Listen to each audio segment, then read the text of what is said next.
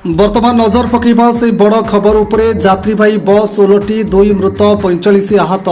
Keonjhar Angul अभिमुखे आसुथिबा OSRTC बस गहम आंबतोटा ठारे भारसाम्य हराई दुर्घटनाग्रस्त होईछि।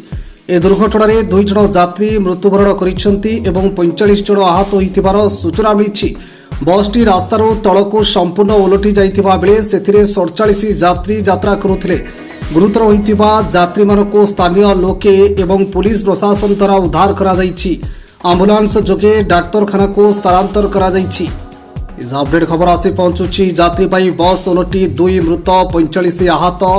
केन्दुझर अनुगुल अभिमुखे आसुथिबा ओएसआरटीसी बस गहम आंबतोटा ठारे भारसाम्य हराई दुर्घटनाग्रस्त होईछि। ए दुर्घटना 2 जन यात्री मृत्युवरण करिसेंति एवं 45 जन आहत होइतिबा सूचना मिलिछि।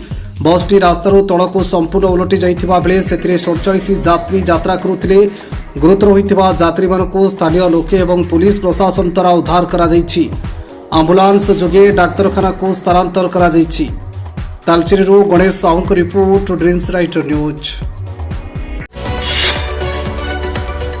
आम सह प्रतिदिन जोड़ी होई रहिबा पई आम चैनल को लाइक शेयर सब्सक्राइब एवं फॉलो करंतु। ड्रीम्स राइडर सबु समय रे आपन सेवारे।